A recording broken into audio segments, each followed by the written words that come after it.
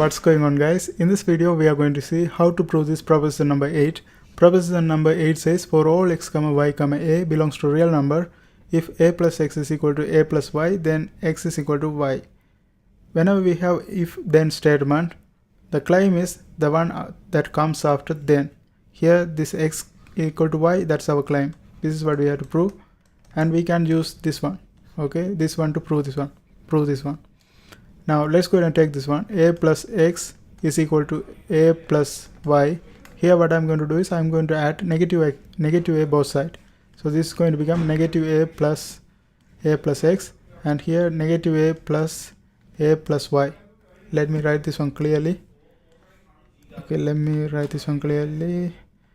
I put negative a plus y.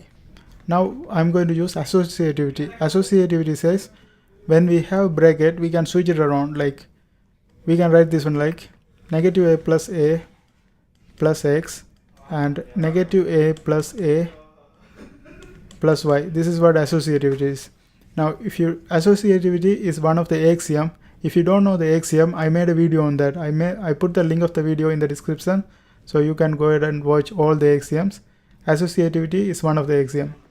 Now after we do the associativity, now we can do the additive inverse. Additive inverse says when we have negative number and the same number in the positive values, that's equal to 0. Here negative a plus a, that's equal to 0. So 0 plus x, and here other side also same thing.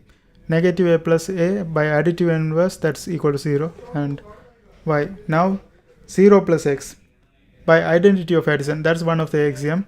By identity of addition, 0 plus x is equal to x, and by identity of addition, same thing here, 0 plus y is equal to y. So we proved x is equal to y, that's our claim. So we proved our claim, therefore we proved proposition number 8.